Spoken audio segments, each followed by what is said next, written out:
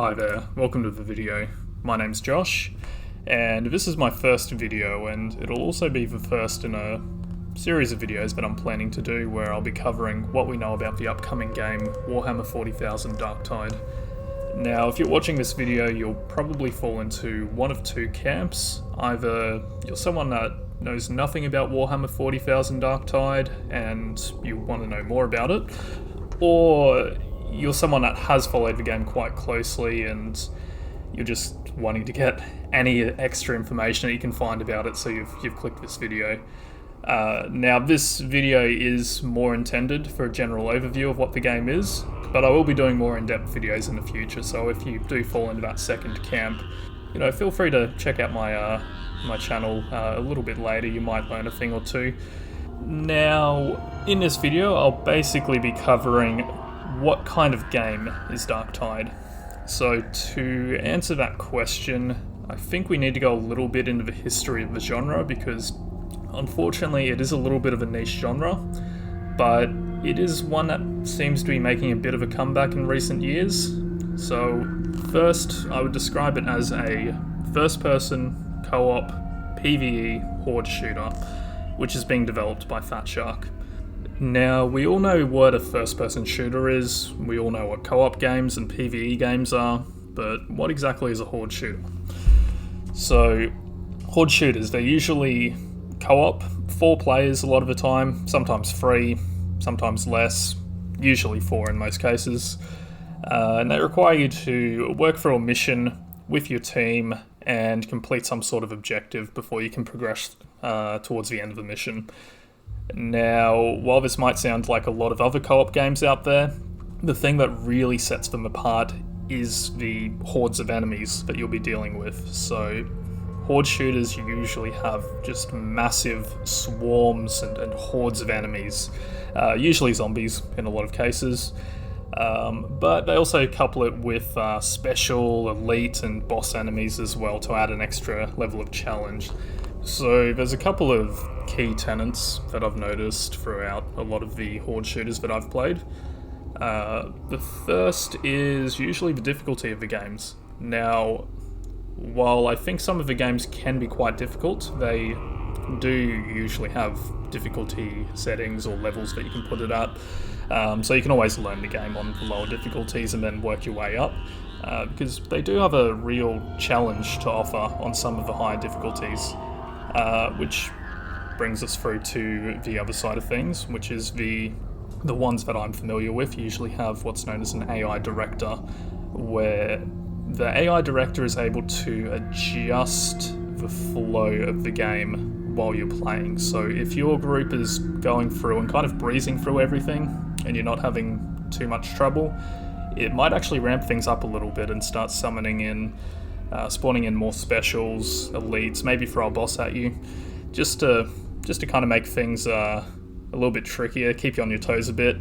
And on the flip side, if your group's struggling quite a bit, it might actually ease up a little bit, but there's always that pressure there just to keep you on your toes, which also comes through to another tenet, which these games universally, from what I've noticed, require teamwork. You do need to coordinate with your team, you need to stick together, and make sure you're working together.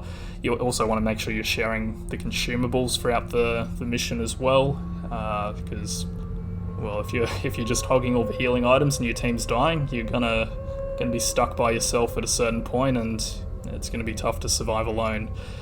Now, just as a general history of the horde shooter genre, it basically all spawned, at least from my knowledge, back in 2008 from Left 4 Dead, which was a massive success back in the day.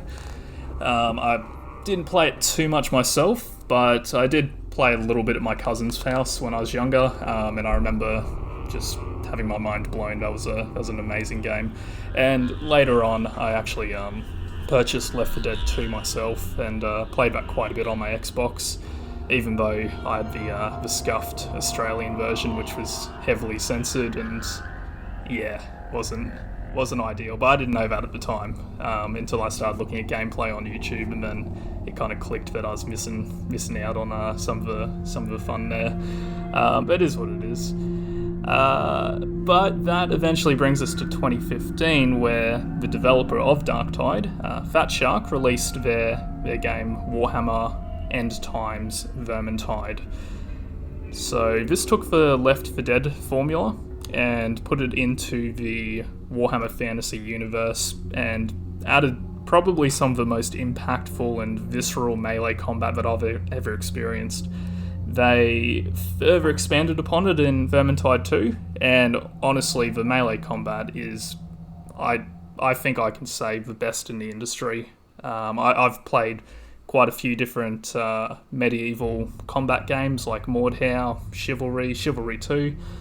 I think, even though they're quite technical, I think just for a PvE game, Vermintide has just the best melee combat. It's really good. Honestly, if you haven't played any of the Vermintide games, I would strongly suggest giving Vermintide 2 a go, especially before Darktide, because a lot of the controls are gonna roughly translate over.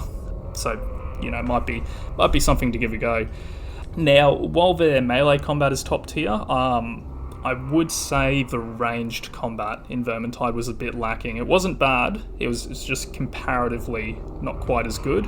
It just didn't really have that extra oomph, But this is where Darktide comes in. So instead of a fantasy settings where we've got swords, axes, magic, bows, Darktide is a sci-fi setting.